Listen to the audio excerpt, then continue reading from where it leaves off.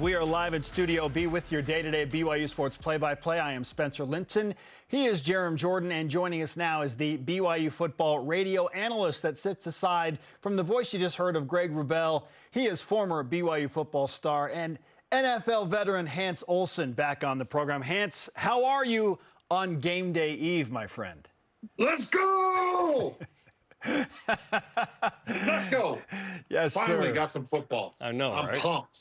I'm excited, and I've been watching some football. I spent way too much time yesterday watching football, so really busy day of watching some Big 12 action. And Storesby, no! Don't throw the ball! Come on. Why throw that pass? Oh, yeah, tough We need one. a field goal. Don't let Nebraska do this to you.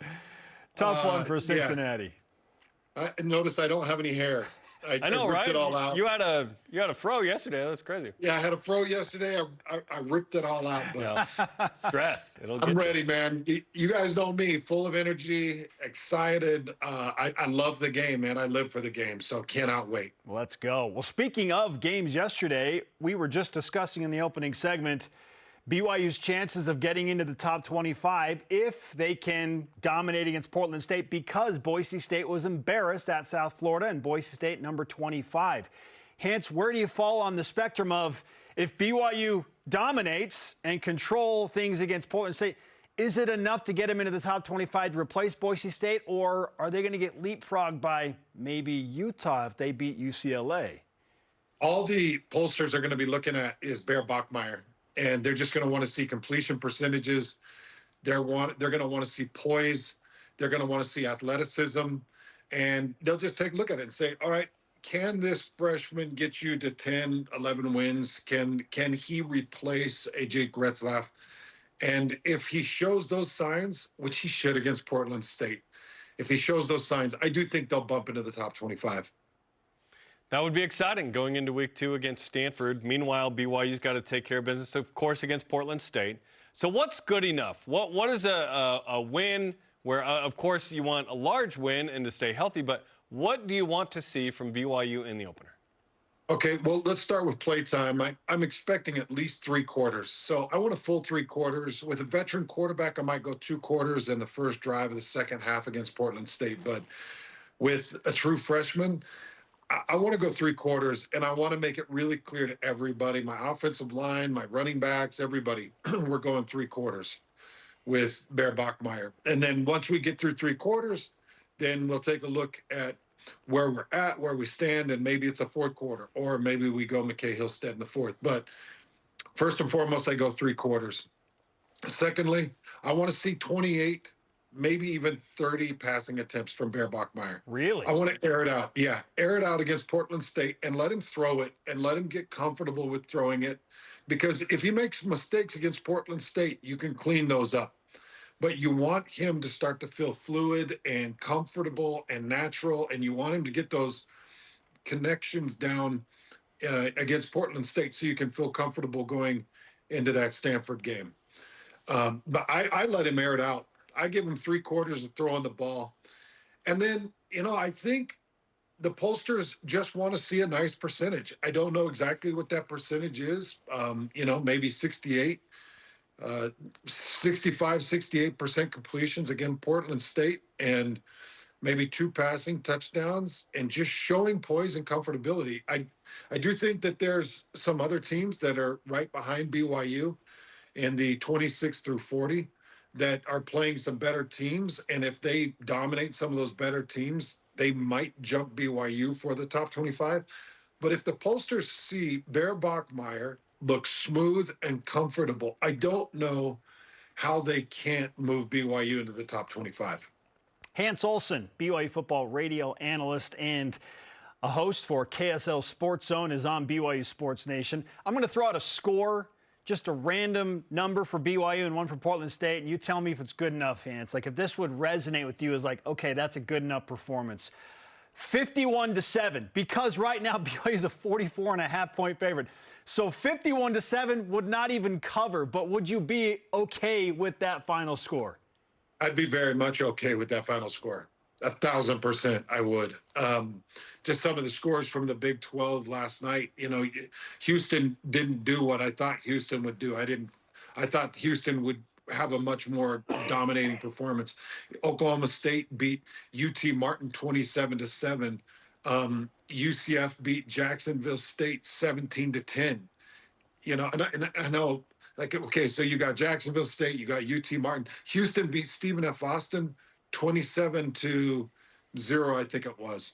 So I don't put like these big gaudy scores on these FCS teams, even with Portland State losing to Tarleton 42-0 or whatever it is. And by the way, I've been watching that film all morning, guys.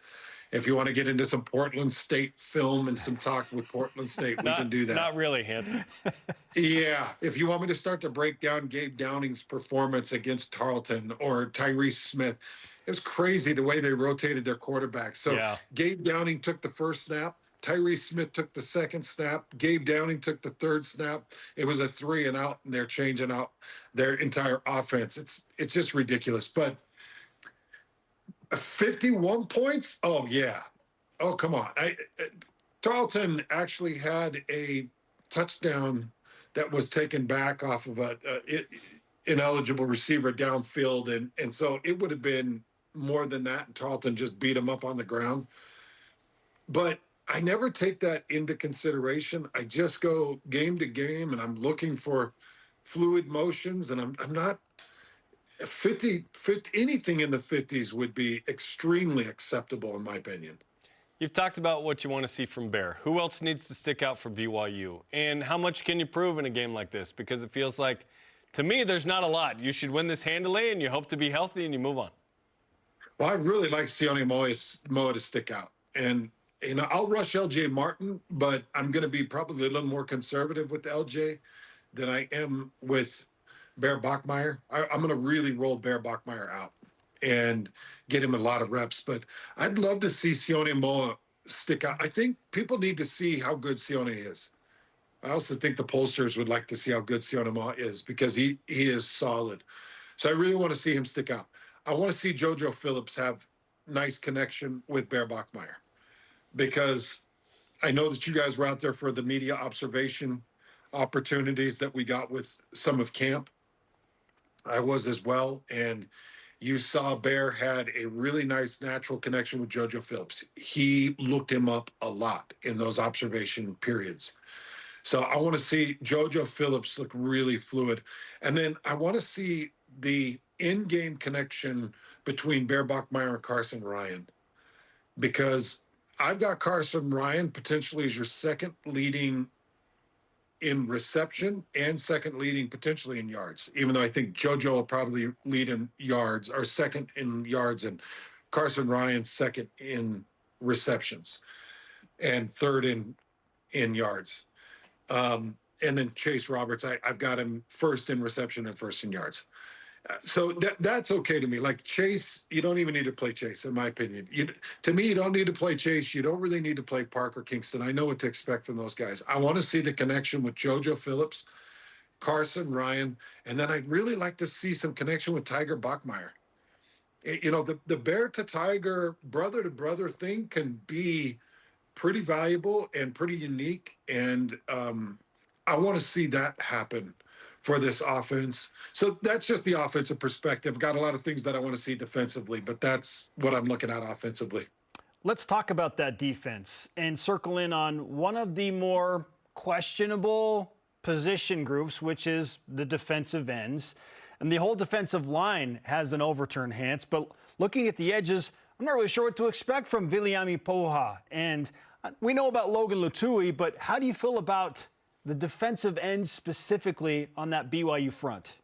Well, there's so many different talent, Spencer, that I can do so many different things with. And Jay Hill has alluded to it in some of his media availability, where they feel like they've got some positionless football with Ephraim Asiata and Isaiah Glasker and Tassilia Kana and Jack Kelly and Viliami Poha and Hunter Clegg and Bodie Schoonover. When I'm going through those names, people need to understand that those are all versatile athletes. Those aren't pigeonholed athletes. This isn't 1990s football where I've got 4 down linemen that are big and 3 linebackers that are medium big and fast and corners that are extremely fast and then 2 slender safeties that can cover ground. Like that would be like talking about Jerry Sloan's basketball team where I've got a center, a power forward, a small forward, where I've got a point and a shooting. Give me Greg Ostertag, Hans. It's just not, that's not how football is, and that's not how Jay Hill runs football, and that isn't what this defense is. So to answer your question, the way you take care of what your concerns are, Spencer, is I run Kiana Tanavasa on a plus minus. I have a solid Logan Latui or a solid Bodie Schoonover, and then I use a Glasgow or a Jack Kelly or an Asiata or a Vili Maipoa or a Tassilia Kane. I use those guys in different ways up off the edge to control gaps, to get pressure, and to be unpredictable. And then I can also run a lot of different stunts and movements off of them with, whether I'm trying to run something with Che Bryant Strother or I'm getting Ciale Serra involved, or however I want to maneuver my defensive fronts and my linebackers to make it really difficult for offensive linemen to gauge who's coming where and what exactly this front is. So there's so much potential. I don't want people to get caught into the old thought of, well, you just got to have the defensive ends, the 2 defensive ends, and you got to have the 2 defensive tackles. That won't be Jay Hill's defense this year.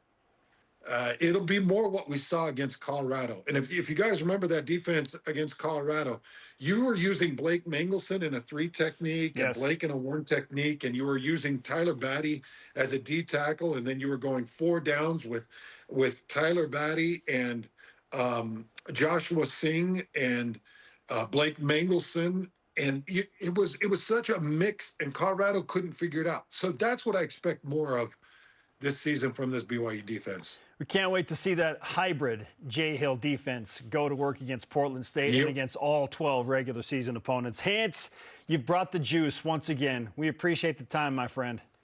Gosh, I thought I was settling in for 45 minutes here, boys. I miss our talks. So, look, you want to keep going? I'll keep going.